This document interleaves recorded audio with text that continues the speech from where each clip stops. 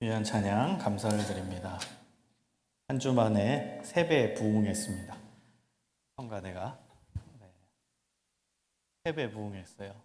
우리 귀한 찬양 준비하고 또 하나님께 귀한 찬양 올려드린 우리 찬양대를 위해서 큰 박수를 격려하겠습니다.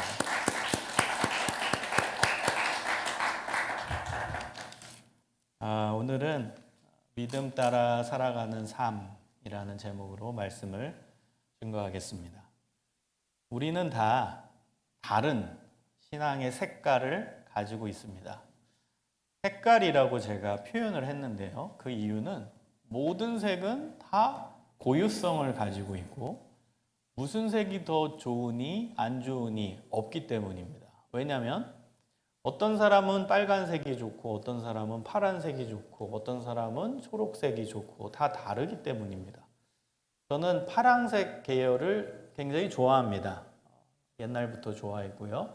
제가 제일 좋아하는 곳은 바다입니다. 바다색을 굉장히 좋아했어요. 그래서 제가 매는 넥타이도 붉은 계열을 맬 때도 있지만 파란색 계열을 자주 맵니다. 좋아하기 때문입니다. 여러분 중에서는 파란색을 좋아하는 사람도 있지만 그렇지 않은 사람도 있을 것입니다. 내 기준에서는 파란색이 더 신선해 보이고 또 굉장히 맑아 보이지만 또 어떤 사람의 입장에서는 좀 더 열정적인 붉은색이 더 좋아 보일 수가 있는 것이죠.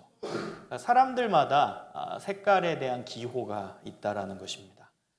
신앙의 색깔이라고 제가 표현을 했을 때 신앙생활도 나는 이렇게 하나님께 제대로 신앙생활하고 있다라고 이야기할 수도 있지만 어떤 사람이 봤을 때는 아닌 것 같은데 라고 말할 수 있고 또 그 사람은 자기 나름대로 난 이렇게 신앙생활 잘하고 있어 라고 말해도 옆에 사람이 봤을 때는 이상한데 라고 말할 수도 있다는 거예요. 마치 색깔과 비슷한 것이죠. 어떤 사람은 통성기도를 좋아합니다. 통성기도를 해야 기도한 맛이 난다 이렇게 이야기하는 사람도 있고요. 또 어떤 분들은 뭐 그렇게 시끄럽게 기도를 하냐 그냥 차분하게 생각하면서 하나님이 주신 은혜를 생각하면서 침묵기도 해야 된다라고 말하시는 성도님도 있습니다. 또 어떤 사람들은 신나는 찬양을 좋아합니다. 운전하면서도 신나는 찬양을 주로 듣고 그리고 교회에서 찬양할 때도 기왕이면 박수치면서 신나게 찬양하는 그 찬양곡을 하기를 원합니다. 반대로 어떤 분들은 느린 찬양, 조용한 찬양을 원합니다. 조용히 차분하게 하나님을 생각하며 찬양하는 게 우리에게 필요하다라고 생각하는 것이죠. 여러분, 무엇이 맞습니까? 빠른 찬양, 느린 찬양, 어떤 찬양이 옳은 찬양입니까? 신나는 찬양, 차분한 찬양, 어떤 찬양이 좋은 찬양입니까? 통성기도가 맞는 기도입니까? 침묵기도가 맞는 기도입니까? 정답은 다 맞습니다. 다 맞을 수도 있고 정확히 표현하면 다 맞을 수도 있고 다 틀릴 수도 있습니다. 왜냐하면 중심되는 내용이 옳다면 다 옳을 수 있고요.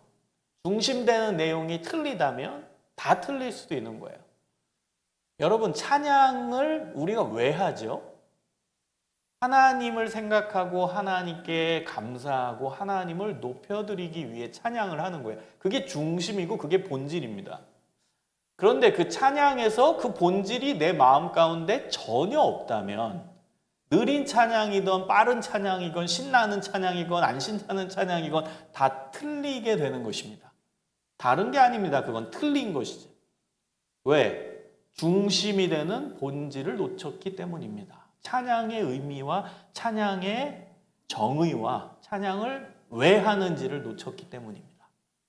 반대로 하나님을 찬양하는 마음이 내 안에 있고 하나님께 감사하는 마음이 있어서 찬양을 한다면 느린 찬양도 옳은 찬양이고 빠른 찬양도 옳은 찬양이고 신나는 찬양도 옳은 찬양이고 안 신나는 찬양도 옳은 찬양입니다. 그래서 중심이 중요한 것입니다. 본질이 중요한 것입니다. 형식보다 내용이 중요한 것입니다. 중심되는 내용. 그리고 신앙생활을 하면서 중요한 점이 있습니다. 그 지점은 바로 우리가 누구를 바라보고 신앙생활을 해야 하냐는 것입니다. 여러분, 신앙생활할 때 우리는 입술로는 하나님만 바라보고 신앙생활합니다. 하나님이 우리 신앙의 목적입니다. 우리는 하나님만 주목하고 신앙생활을 해야 됩니다. 말은 잘해요. 그런데 의외로 우리의 신앙생활 가운데 다른 사람의 시선을 의식하는 경우가 상당히 많습니다. 그거는 본질에서 벗어난 것입니다. 여러분, 봉사도 신앙생활 중에 하나죠. 교회에서 봉사하고 밖에서 봉사하고. 그런데 아무도 나를 바라보지 않아. 내가 봉사하는 거 아무도 안 봐. 내가 예배 마치고 나서 다른 사람들은 셀 모임 하느라고 정신없는데 나는 쓰레기 줍고 있어. 근데 아무도 나를 바라보지 않아. 그러면 우리는 그 봉사의 헌신도가 조금은 흔들립니다. 제가 조금이라고 얘기했어요. 왜? 우리 서소문교회 청년들 워낙 잘하니까. 그래서 조금이라고 표현했어요. 근데 다른 교회 가면 많이 흔들리는 사람도 있어요. 아무도 나를 주목하지 않네. 아무도 나를 바라보지 않네. 아무도 나한테 잘해준다고 칭찬 안 하네. 그럼 그 헌신도 열정이 떨어집니다. 그 신앙생활은 하나님을 의식하기보다는 다른 사람을 의식하는 거죠. 기도할 때도 누가 더 기도 많이 하는가? 누가 더 크게 기도하는가? 은근히 이게 신경 쓰일 때가 있습니다. 저는 목회자로서 그런 경험들이 목회하는 가운데 있었어요. 근데 목사니까 모범을 보여야 되잖아요.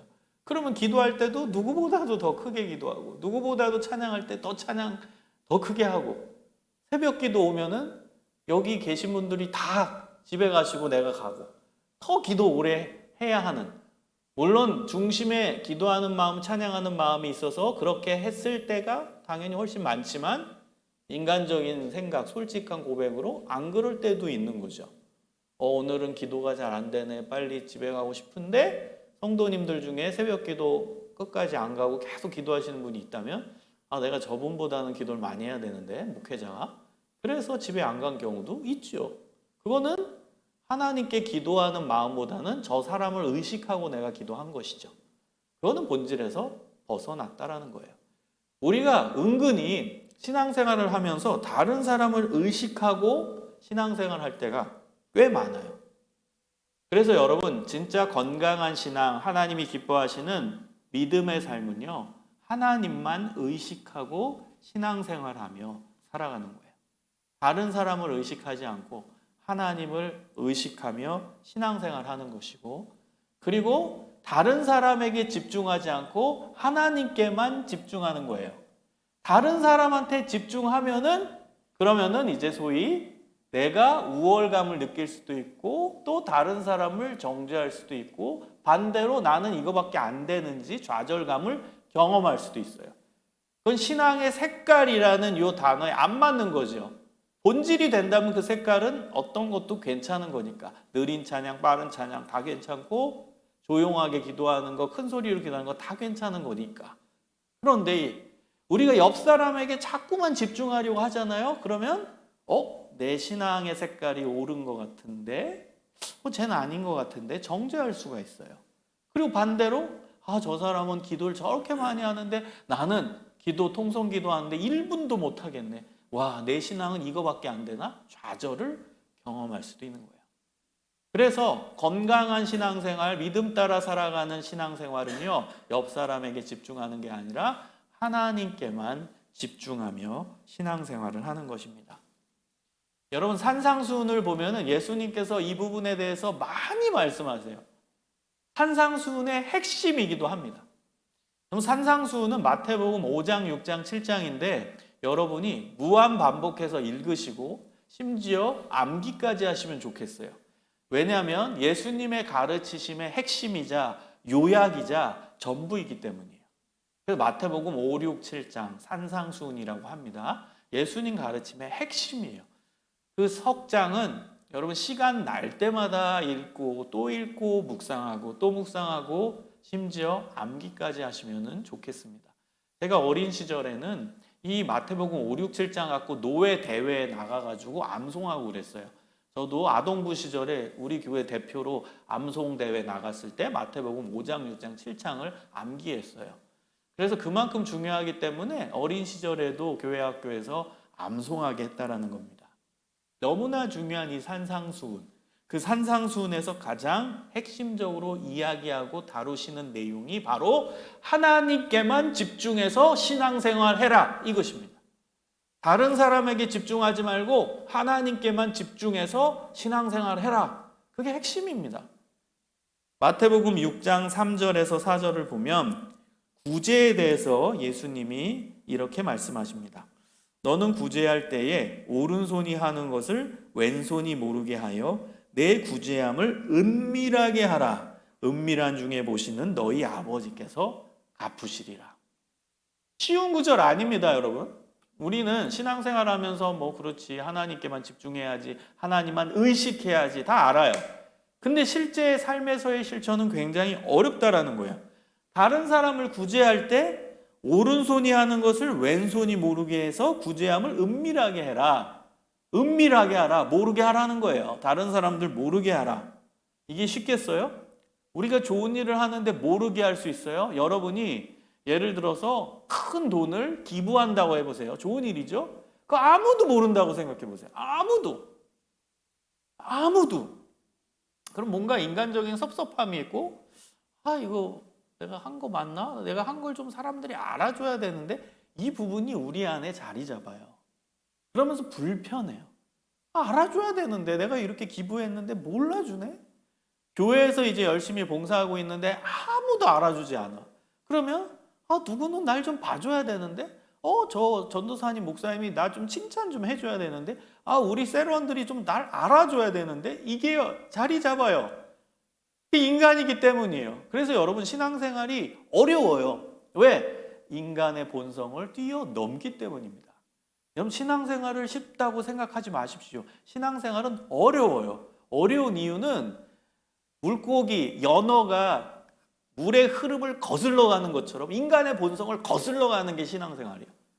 내 본성이 흘러가는 대로 가는 게 아니라 그걸 거슬러서 하나님의 본성 안으로 들어가는 게 신앙생활이에요. 그래서 어려운 겁니다. 인간의 본성은요, 잘했으면 인정받고 싶고 봉사했으면은 내가 봉사한 걸 누가 봐주길 원해요. 박수 쳐주기를 원해요. 그런데 하나님의 본성, 하나님의 의도, 하나님의 속성은 아무도 몰라도 괜찮다. 옳은 일이면 하라. 이거예요. 그래서 여러분 이 구절이 쉽게만은 다가오지 않습니다. 구제를 할 때 은밀하게 해라. 아무도 모르게 해라. 그런데 우리 하나님은, 우리 예수님은 우리의 부족한 이 본성을 알고 계세요. 그래서 항상 보상을 이야기하시죠. 인간은 보상에 의해서 움직이는 존재라고 말하는 철학자도 있어요. 보상에 의해서 움직인다, 인간은. 보상이 없으면 움직여지지 않는다. 이게 인간의 본성이잖아요. 그래서 예수님이 말씀하세요. 은밀하게 해. 즉, 다른 사람에게 집중하고 다른 사람을 의식하지 말고 하나님만 의식하고 하나님께만 집중해서 좋은 일을 해. 신앙생활을 해. 그러면 하나님은 보고 계시니까 하나님께서 보상해 줄 거야. 인간의 보상 심리를 우리 예수님은 인정하셨어요. 그리고 그것에 대해서 좀 긍정적으로 수용하신 거예요. 그래서 너 신앙생활 하나님만 의식하고 하면 하나님은 보고 계시니까 하나님은 너에게 보상해 줄 거야. 약속하시는 거예요. 이어서 마태복음 6장 5절에서 6절을 보면 너희는 기도할 때에 외식하는 자와 같이 하지 말라. 그들은 사람에게 보이려고 회당과 큰 거리 어귀에 서서 기도하기를 좋아하느니라. 내가 진실로 너희에게 이르노니 그들은 자기 상을 이미 받았느니라. 너는 기도할 때에 내 골방에 들어가 문을 닫고 은밀한 중에 계신 내 아버지께 기도하라. 은밀한 중에 보시는 내 아버지께서 갚으시리라. 기도, 신앙생활이죠. 다이렉트로 하나님과 교제하는 신앙생활이죠. 그런데 이 기도조차도 다른 사람을 의식하고 집중하면서 하는 사람들이 예수님 시대에도 많았어요. 유대 지도층 인사들, 유대인들, 정통 유대인들은 다른 사람을 의식하면서 기도 생활을 했다라는 겁니다. 기도 생활도 하나님께만 집중하고 하나님만 의식하고 해야 되는데 그건 당연한 거 아니에요, 여러분? 기도라는 것은 하나님과의 만남, 하나님과의 교제인데 그럼에도 불구하고 기도를 하면서도 우리는 다른 사람을 신경 쓰고 다른 사람을 의식한다는 거예요. 제가 조금 전에 제 고백을 했던 것처럼 저 사람이 기도 많이 하네? 내가 이겨야지. 저 성도가 왜 이렇게 집에 안 가고 기도 오래 하고 있냐? 나 목회자인데 더 오래 해야지. 하나님을 의식하는 게 아니라 저 사람을 의식하고 저 사람보다는 기도 많이 해야 되는데 저 사람보다는 크게 기도해야 되는데 여기에 집중한다라는 거예요. 여러분 신앙생활조차도 하나님과 교제하는 이 부분조차도 우리는 다른 사람을 의식할 때가 있다라는 거예요.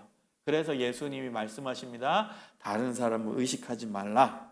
그리고 다른 사람을 의식하기 위해서 유대 지도층 인사들은 그 당시에 큰 거리 그 입구에 서가지고 기도했어요. 사람들이 다 보라고. 여러분 상상해 보세요. 큰 거리에 나가가지고 유대 지도층 인사들은 이제 복장도 달라요. 그 특별한 복장을 하고 큰 소리로 기도했다는 거예요. 무슨 뜻입니까? 내가 이렇게 기도 많이 한다. 나 좀 우러러 봐라 이거예요. 그리고 회당에서도 기도했어요. 회당은 신앙생활의 중심이 되는 공간이죠. 거기서도 큰 소리로 기도해서 와 저분들은 기도 많이 하시는 분이구나. 티를 냈다라는 거예요. 예수님이 말씀하십니다. 티를 내지 말아라. 하나님께만 집중해서 기도하라. 그 다음 또 보상을 얘기하시죠. 은밀한 중에 보시는 내 아버지께서 갚으시리라. 하나님은 보고 계시다. 이게 믿음이죠. 여러분 다른 사람은 보지 못해도 다른 사람은 내가 봉사하는 거 못 볼 수 있어요. 누구는 보고 계세요? 하나님은. 이게 우리 신앙의 기초이자 본질이자 전부예요. 하나님은 보고 계시다. 하나님은 나의 신앙생활, 나의 행동, 내가 봉사하는 모든 것 다 보고 계시다라는 것이죠. 여러분 그 다음에 이제 6장 16절에서 18절에 보면 굉장히 우리가 하기 힘든 신앙생활의 한 가지가 또 나와요. 이거 하는 사람 정말 박수 쳐줘야 돼요. 그걸 예수님이 예시로 언급하시는 거예요. 그게 뭐냐? 금식입니다. 금식할 때 너희는 외식하는 자들과 같이 슬픈 기색을 보이지 말라. 그들은 금식하는 것을 사람에게 보이려고 얼굴을 흉하게 하느니라. 내가 진실로 너희에게 이르노니 그들은 자기 상을 이미 받았느니라. 너는 금식할 때 머리에 기름을 바르고 얼굴을 씻으라. 이는 금식하는 자로 사람에게 보이지 않고 오직 은밀한 중에 계신 내 아버지께 보이려 하려 함이라. 은밀한 중에 보시는 내 아버지께서 갚으시리라. 여러분 금식은 정말 박수칠 일이죠. 어떤 사람이 금식하고 와요. 그러면 우와 정말 대단해요. 우와 어떻게 금식 기도를 해요? 박수 쳐줄 수 있어요. 저도 금식 잘 못합니다. 너무 힘들어요. 금식 아니에요. 금식이에요. 금식 그냥 뭐 다이어트 하느라고 안 먹는 거 아니에요. 하나님께 온전한 기도를 하기 위해서 음식을 안 먹으면서까지 기도하겠다. 사생결단하고 기도하는 거예요. 한마디로. 금식의 의미는. 내가 밥을 먹어야 사는데 밥을 안 먹으면 사람 죽잖아요. 목숨 걸고 기도하겠다. 이게 금식에 담겨진 의미입니다. 자, 금식 기도하면은 사람이 초췌해지죠. 밥을 못 먹었으니까. 그리고 또 이제 막 일부러 힘이 없죠. 또 힘이 진짜 없지만 더 없는 척 하고 싶은 인간의 심리가 있다라는 거예요. 그리고 이제 교회 와서 할렐루야. 내가 금식 기도하니까 이러네요. 갑자기 목소리도 바뀌고 그러면 안 된다는 거예요. 티를 내면 안 된다는 거예요. 금식한 척을 하면 안 된다는 거예요. 그래서 금식할 때에도 머리에 기름을 바르고 지금으로 얘기하면 뭐 젤도 바르고 왁스도 바르고 뭐 스프레이도 뿌르고 그래서 말끔하게 얼굴도 씻고 면도도 하고 깨끗하게 그래서 금식하는 자로 사람에게 보이지 않고 오직 은밀한 중에 계신 아버지께만 보이려 함이라. 사람은 몰라도 된대요. 내가 금식하는지 안 하는지 뭐 알면 뭐합니까? 근데 하나님은 알고 계시고 보고 계시다는 거죠. 그리고 또 말씀하십니다. 은밀한 중에 보시는 내 아버지께서 갚으시리라. 하나님은 보고 계시다. 그 하나님이 갚으시리라. 여러분 산상수훈의 이 핵심이 바로 이 내용이에요. 그럼 여러분 이 내용의 의미가 뭐겠습니까? 신앙생활을 사람 앞에서 하지 말고 하나님 앞에서 하라는 거예요. 신앙생활 할 때 사람 의식하고 사람에게 집중하지 말고 하나님 의식하고 하나님께 집중해서만 하라는 거예요. 즉 사람에게 인정받으려고 노력하지 말고 하나님께 인정받으려고 노력하라는 거예요. 하나님께만 인정받으면 됩니다. 그리고 그거는 하나님이 알고 계셔서 갚으신대요. 보상해 주신대요. 그래서 여러분 이것은 예수님의 말씀이고 예수님의 가르치심의 핵심인 산상수훈의 핵심입니다. 이건 완전 핵심 아니겠어요? 코어 메시지 아니에요? 핵심이 산상수훈인데 그 산상수훈의 핵심이 요 내용이라니까요. 그러니까 이거는 예수님의 가르치심의 가장 중요한 부분이에요. 가장 중요한 부분. 우리는 하나님 앞에서 신앙생활을 해야 된다. 여러분 놀라운 것은요. 우리가 믿는 예수님, 산상수훈을 말씀하신 예수님이 본인이 그렇게 이 땅에서 사셨어요. 하나님께만 집중해서 사신 분이, 그 모델을 보여주신 분이 예수님이에요. 기독교 신앙은 예수님이 이런 모습을 보이시잖아요. 그러니까 너희도 따라와. 내가 그 모델을 보여줄게. 그게 예수님의 3년 공생의 사역의 모습이에요. 여러분 예수님 3년 동안 공적 생애를 하시면서 보여주신 삶의 모습이 우리가 따라가야 되는 모습이라는 거예요. 그러니까 예수님이 의도성을 갖고 레슨하신 거예요. 교육하신 거예요. 내가 이 땅 가운데서 나도 인간으로 살았다. 이런 모습을 보이고 살았다. 그러니까 너희도 나와 같은 모습으로 살아라. 내가 모델을 보여준다. 이게 예수님의 공적 생애 3년의 모습이에요. 여러분 예수님의 모습을 단편적으로 보여주는 장면이 요한복음 6장입니다.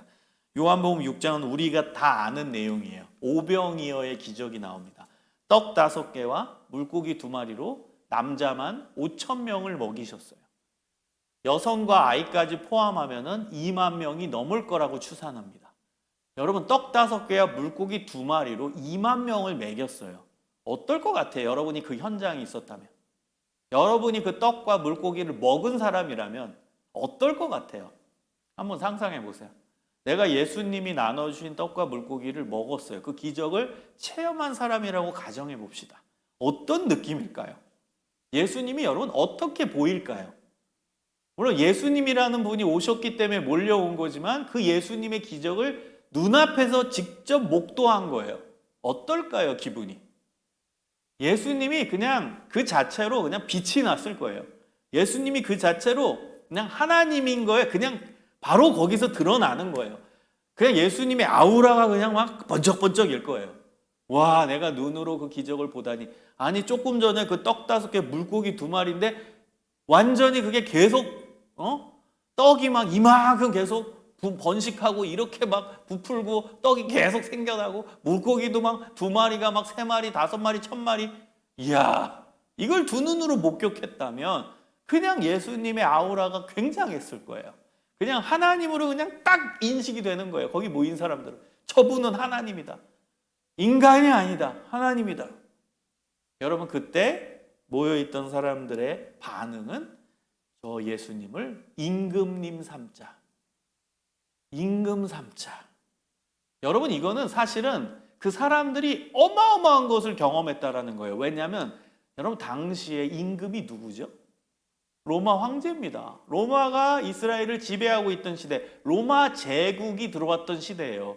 로마 제국은 로마 황제만 인정합니다. 심지어 나중에는 로마 황제를 신격화하죠. 로마 황제 숭배 사상까지 만들어내는 게 로마입니다. 황제는 오직 하나, 로마 황제. 왕은, 임금은 오직 한 명, 로마 황제. 그런데 이 사람들 갈릴리에 모여서 기적을 체험한 사람들이 예수님이 저분이 황제다, 저분이 왕이다. 이거는요, 당시에 쿠데타적인 발상을 하는 거예요. 여러분 이 사람들이 얼마나 그 감동이 충만했으면 목숨 건 행위를 했겠어요. 그러니까 여러분 이거를 심플하게 보시면 안 돼요. 아 예수님 대단해, 임금님 삼자, 이 정도가 아니에요.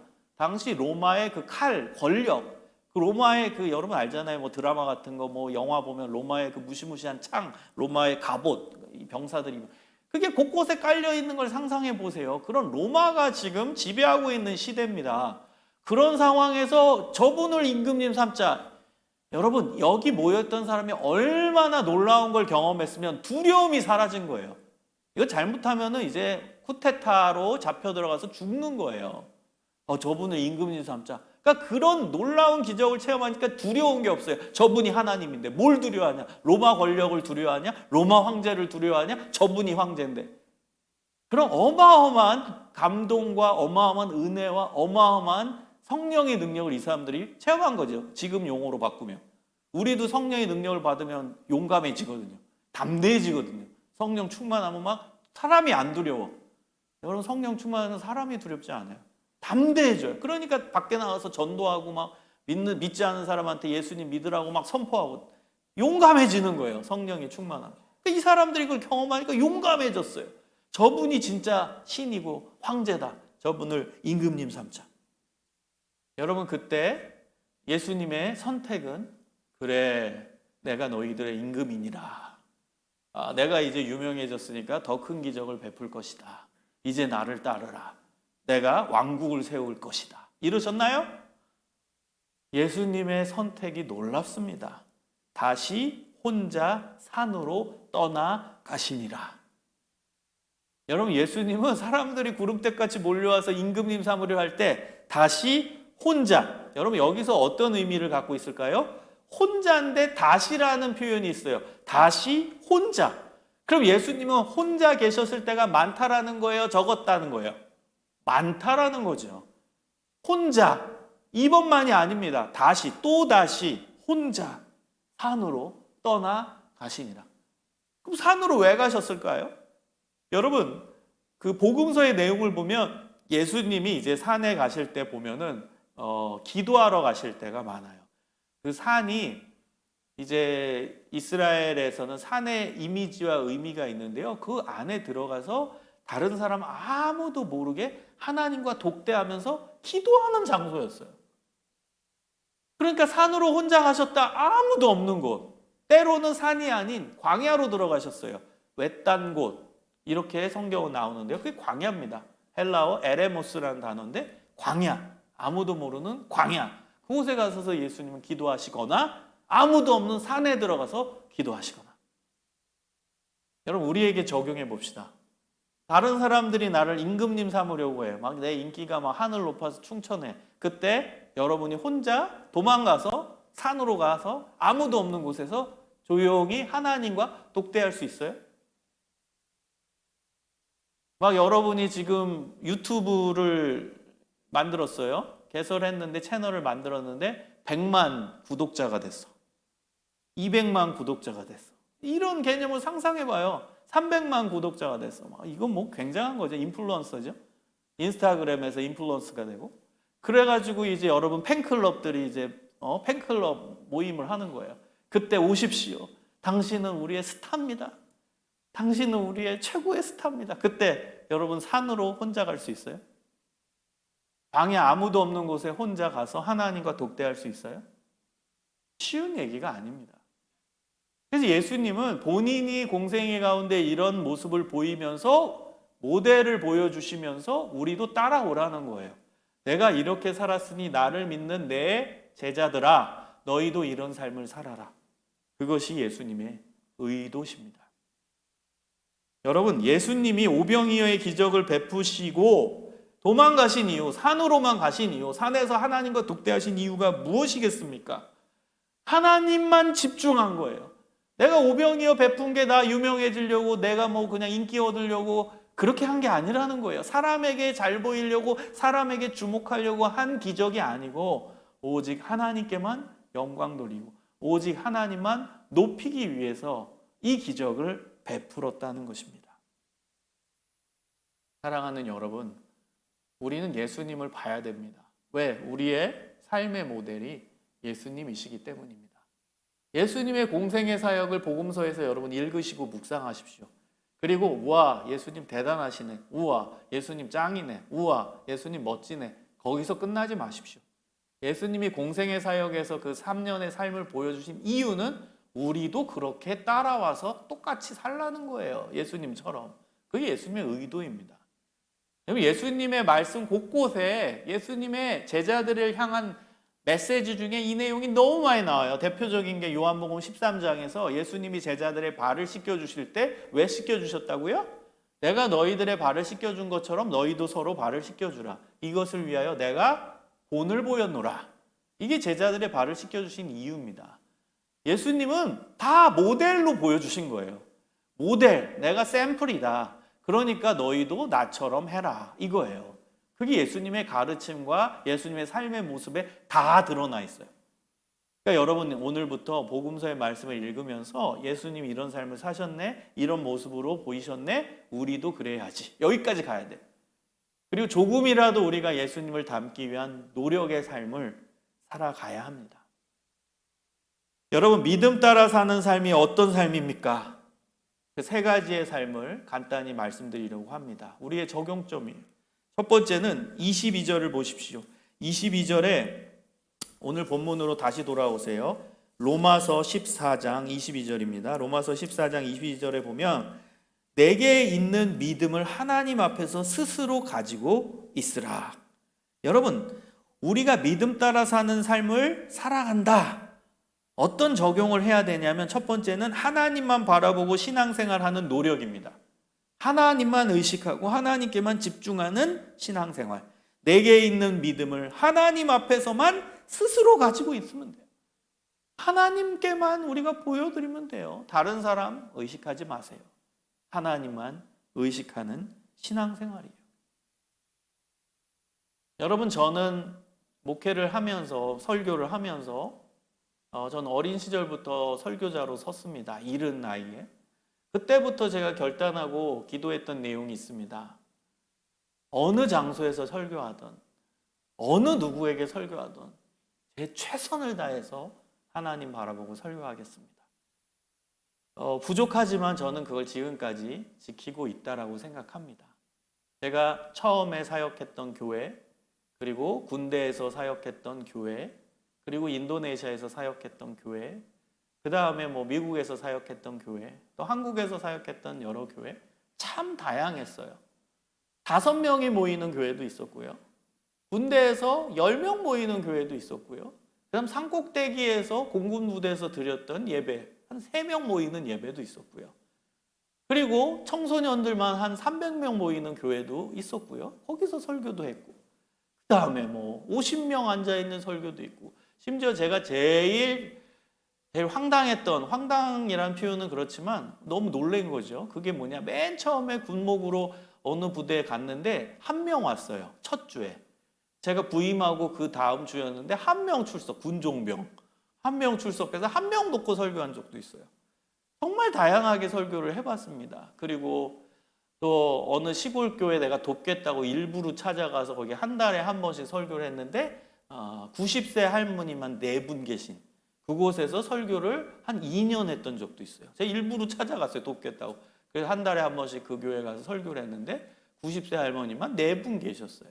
그런 교회에서도 설교해봤고, 반면에 큰 교회도 많이 설교했죠. 요즘도 제가 이제 설교자로 여러 군데 가는데 여름방학, 겨울방학에 청소년 연합 집회는 한 3,000명 모이는 데도 있고, 또 큰 교회 같은 데는 평균 2,500명, 3,000명 교회도 있고, 다양해요. 설교 자리가. 근데 저는 처음에 하나님께서 주시는 마음을 잊지 않고 항상 설교단에 설 때마다 기도를 하고 올라옵니다. 하나님만 의식하게 하소서. 저 한 사람의 영혼에 집중하게 하소서. 그게 하나님의 마음이니까. 어제도 제가 어느 교회에서 설교를 하고 왔습니다. 그런데 좀 힘든 교회였던 것 같아요. 5명 계셨어요. 5명 계셨는데 1시간 설교를 부탁을 받았어요. 그런데 2시간 넘게 했습니다. 저는 1시간 해달라면 1시간만 하면 돼요. 원래 강사로 가면. 그런데 이 5분이 너무 갈급하게 말씀을 잘 들으시는 거예요. 그리고 더 필요한 그 갈급함이 묻어나는 걸 설교하는 시간 가운데서 느끼기 때문에 1시간을 더 했습니다. 왜 그럴까요? 제 나름대로의 하나님 앞에서의 노력이에요. 제가 처음 목회자로 부름받고 제가 결단했던 결단입니다. 5명이 있던, 1명이 있던, 10,000명이 있던, 3,000명이 있던 변함없이 사람 의식하지 말고. 여러분, 사람을 의식하잖아요? 그러면요, 저도 인간이에요. 기왕이면 꽉 차 있고 3,000명 모여 있고 이런 데면 더 신나서 막 오버해서 설교하거든요. 그런데 딱 갔는데 막 2명, 3명 앉아있어 기운이 싹 빠지죠. 그 인간이에요. 목회자도 인간이에요. 사람을 주목하면 그렇게 돼요. 딱 갔는데 5명 앉아있어. 아유, 이 교회 강사 초빙해놓고 고작 5명 앉아있냐? 이 마음 들 때 있어요. 인간이니까. 그러면 그때 그냥 해달라는 것만 하고 가야지. 그리고 막 열정도 안 나오고 이럴 수도 있는 거거든요. 근데 저는 하나님 앞에서 결단한 부분이 있고 그게 저의 본질이기 때문에 저는 이 부분을 제 목회 평생 지키려고 노력하고 기도하고 있습니다. 한 명한테 설교하든 10,000명에게 설교하든 나는 최선을 다한다. 하나님께만 집중하고 사람 의식하지 말고 저 한 사람의 영혼을 생각하며 말씀을 전하겠다. 이것이 제 사명이고 하나님 앞에서 제가 약속드린 바입니다. 여러분도 여러분의 삶의 자리에서 하나님만 의식하면서 신앙생활 해야 될 부분들이 있어요. 하나님께 약속드리고 하나님께만 집중하고 하나님께만 온전히 바라보면서 신앙생활을 잘 감당하시기를 소망합니다. 두 번째 적용은 다른 사람을 배려하는 신앙생활을 하라입니다. 여러분 22절 뒷부분에 보면은 이렇게 나옵니다. 22절 뒷부분에 자기가 옳다 하는 바로 자기를 정죄하지 아니하는 자는 복이 있도다.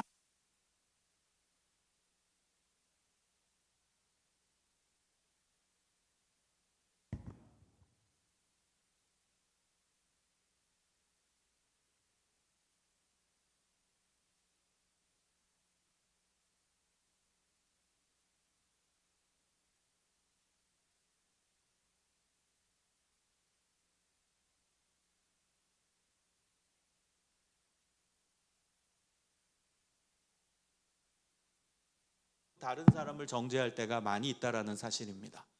그러니까 여러분이 항상 가져야 되는 신앙의 자세는 뭐냐면 먼저는 자기 자신을 정죄하면 안 돼요. 그리고 나서 자기가 세운 기준이 다 옳다. 이것이 정답이다. 여러분 하나님은 우리 개념보다 훨씬 크신 분이에요. 훨씬 넓으신 분이에요. 우리 이성으로 감당할 수 없는 분이 다른 차원에 계신 분이 하나님이세요. 그런데 내가 옳다고 생각하는 게 어떻게 100% 정답이겠습니까? 내가 옳다라고 기준을 세운 게 어떻게 100% 정답일 수 있겠냐고요. 하나님은 나보다 더 크시고 나의 개념보다 훨씬 더 품이 넓으신 분이고 나의 이성을 뛰어넘는 몇 차원이 뭡니까? 이건 셀 수 없는 차원의 위신 분이 하나님이신데 어떻게 내가 세운 기준이 답일 수 있겠습니까? 그래서 여러분 어떤 기준을 세우고 그것을 갖고 정죄하지 마십시오. 나를 먼저 정죄하지 말고 그 기준으로 다른 사람을 정죄하지 마십시오. 하나님이 제일 기뻐하시는 신앙생활은 다른 사람을 배려하는 신앙생활이에요. 배려하는. 여러분 좀 전에 제가 산상수훈의 말씀을 읽어드리고 설명을 드렸죠. 그 깊은 내면의 의미 하나가 더 있습니다. 그것은 다른 사람을 배려하라는 거예요. 왜냐하면 구제를 열심히 했는데 옆 사람이 상처받을 수 있거든. 나는 돈이 없어가지고 구제를 못하는데 나는 신앙이 이거밖에 안 되나 보다. 신앙에 있어 상처받을 수 있거든요. 그래서 다른 사람을 배려하고 아무도 모르게 구제하라는 거예요. 그 깊은 의미가 그 산상수훈 메시지 안에 들어가 있는 거예요. 기도할 때 왜 은밀한 중에 보시는 하나님께만 기도하라고 했냐? 여러분이 여기 이제 다 같이 기도하는데 막 여기서 열심히 하세요. 하나님께만 주목하면 열심히 해도 돼요.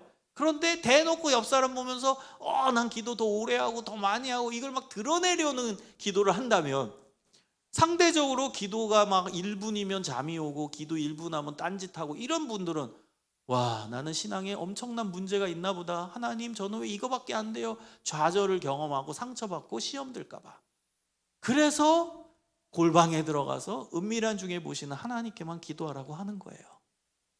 금식도 마찬가지예요. 우리 금식 어렵잖아. 여러분 근데 여기 금식하는 사람이 예를 들어 한 5-6명이 있다고 해봐요. 그러면서 막 금식한 딱 티가 다 나. 그럼 금식 못하는 사람은 나는 정말 인간적이구나. 나는 식사 한 끼도 못 거르는데 나는 왜 이거밖에 안 돼. 어떻게 나는 밥 한 끼도 굶지 못하고 기도 못하냐. 아이고 하나님 저는 이거밖에 안 돼요. 상처받을까 봐. 시험 들까 봐.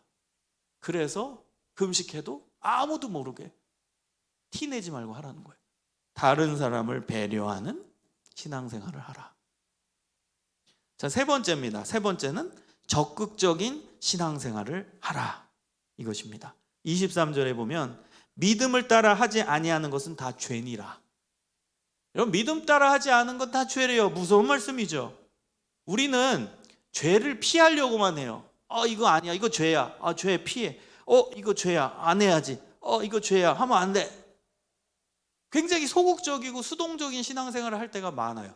근데 진짜 신앙생활은요, 적극적으로 옳은 일, 적극적으로 하나님 기뻐하시는 일을 찾아서 하는 거래요. 이게 옳은 일인데 안 하는 것도 죄일 수 있다는 거예요. 이거는 하나님의 메시지를 우리에게 전달해 주시는 거예요. 적극적으로 하나님의 일을 해라. 적극적인 신앙생활을 하라라는 의도신 거예요.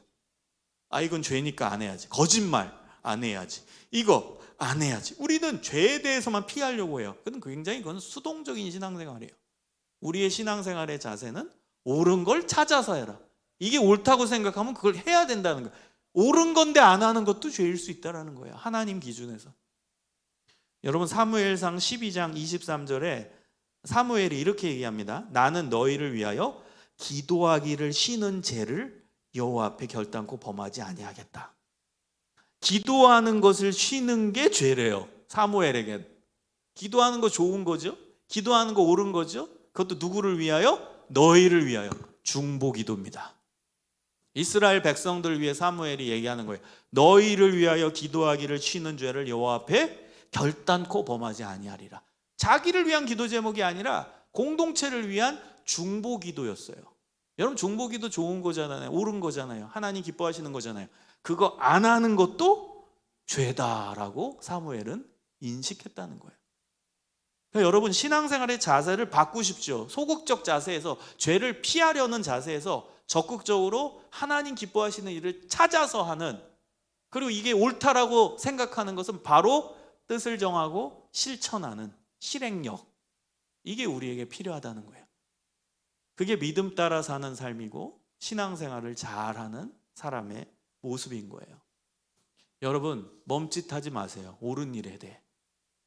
이게 좋은 일이고 하나님 기뻐하시는 일이다 확신이 되면 행동하세요. 여러분이 예를 들어서 텔레비를 보고 있었는데 거기 이제 이웃 돕기 막 성금 ARS 나오죠. ARS 누르면 이제 바로 자동으로 성금하게 되는 거. 그러면 아우 안타깝다. 아우 저런 사연이 있는 사람이 있네. 아우 안타깝다. 아우 저 사람 정말 불쌍하다. 그럼 뭐 해야 돼요? 눌러야지요. 전화번호 ARS 전화 눌러서 기부해야죠. 행동하라는 거예요. 그냥 쳐다만 보고 있지 말고, 그다음 옳은 건데 그냥 가만히만 있지 말고 행동하라는 거예요. 적극적인 신앙생활이라는 거예요. 적극적인 신앙생활. 여러분, 믿음 따라 사는 삶, 첫 번째 뭐라고요? 하나님만 바라보고 신앙생활을 해라. 두 번째는 다른 사람을 배려하는 신앙생활을 해라. 세 번째는 적극적인 신앙생활을 하라. 여러분, 이 세 가지를 지키며 살아갈 때 믿음 따라 살아가는 삶이 될 것입니다. 여러분, 우리 하나님 살아계십니다. 믿으십니까? 그 하나님 살아계세요. 그러니까 우리가 여기 모이지. 여러분, 아주 심플하게 생각하세요. 하나님 살아계시니까 우리가 예배드리고 이 자리에 앉아있지. 여기 왜 우리가 모여있고 저 재미없는 설교를 왜 이렇게 오래 듣고 있습니까? 여러분이 여러분 입장에서 왜 여러분이 왜 그렇게 설교도 듣고 찬양도 하고 기도도 하고 왜 여기서 이러고 있어요? 하나님 살아계시니까. 목회자로서 저는 하나님의 뜻을 대언해서 알려드리는 거잖아요. 대언, 대신 전하는 거예요. 그러니까 여러분이 받고 듣고 그대로 살아야죠. 그럼 믿음 따라 사는 삶이 되는 것이죠.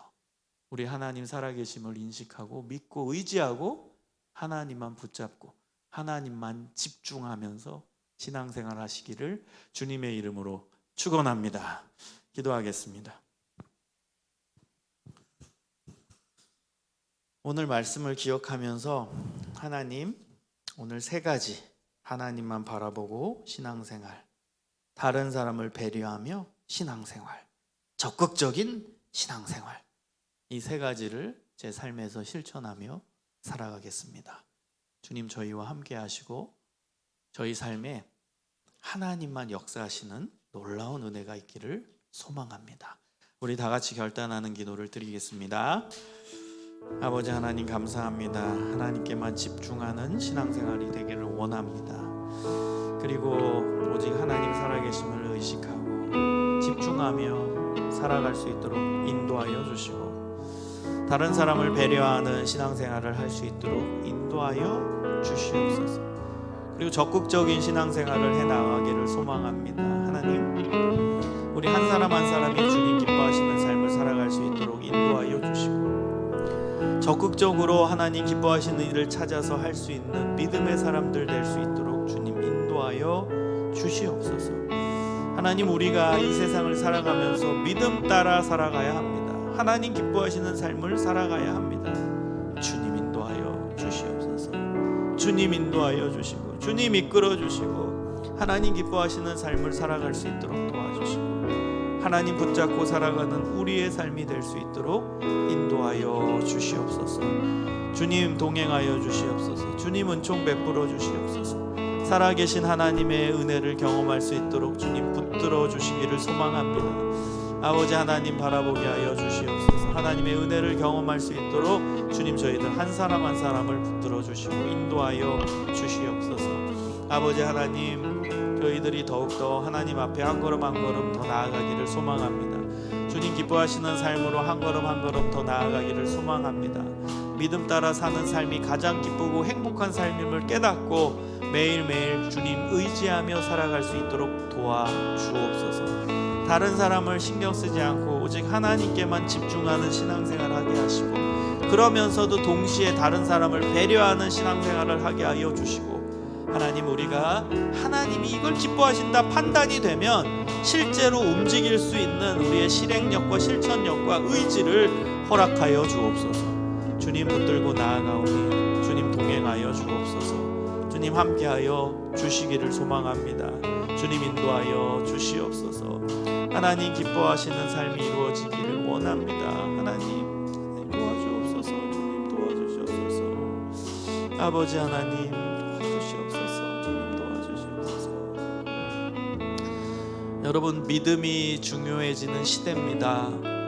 예수님도 말씀하셨습니다. 내가 이 세상에 다시 올 때 믿음을 보겠다.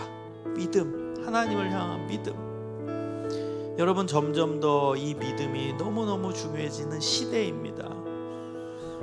여러분, 어제 우리 사고 난 거 다 알고 있을 겁니다. 너무 안타까운 시대적 상황이고 또 안타까운 마음이 듭니다. 여러 가지 마음이 듭니다. 저 어린 영혼들 10대 20대 너무나 어린 영혼들인데 너무 마음이 아프잖아요. 하나님, 그들도 하나님을 알고 하나님의 문화 가운데서 신앙생활을 해야 되는데 그런 안타까운 마음이 듭니다. 하나님, 이 시대 가운데 하나님을 향한 믿음의 세대가 일어나길 원합니다. 10대 20대가 다시 일어나 믿음의 세대가 되길 원합니다. 주님, 믿음의 세대를 일으켜 주시옵소서. 하나님, 하나님의 문화가 이 땅 가운데 다시 세워지기를 소망합니다. 복음의 문화가 세워지기를 소망합니다. 그리고 동시에 여러분, 어제 사고를 통해서 또 안타까운 영혼들이 다치고 목숨을 잃었어요. 또 수많은 또 유가족들이 있습니다. 하나님, 위로의 하나님께서 위로하시고 하나님께서 자비를 베풀어 주시고 은혜 베풀어 주시기를 원합니다. 잘 수습이 잘 되게 하시고 또 하나님의 은혜의 손길이 우리나라 가운데 임하기를 원합니다. 우리 슬픔 당한 또 유가족들을 위해서도 우리 다 같이 간절히 기도하겠습니다. 아버지 하나님, 인도하여 주시옵소서. 주님, 하나님의 문화가 다시 세워지기를 소망합니다. 하나님의 문화가 다시 세워지기를 소망합니다. 이 땅 가운데 복음의 문화가 세워지기를 소망합니다.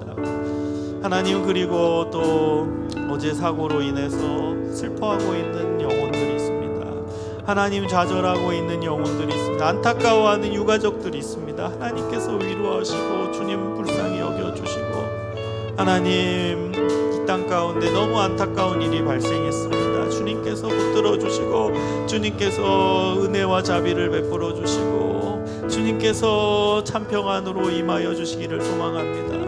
아버지 하나님, 붙들고 나아갈 때 주님 인도하여 주시며 그 손길을 경험하길 원합니다. 하나님의 따뜻한 위로의 손길을 경험하게 하시고 회복해 하시는 역사를 경험하게 하여 주시고 하나님 안에 있을 때 가장 행복하고 평안하고 안전하다라는 걸 깨달을 수 있도록 주님 인도하여 주시기를 소망합니다.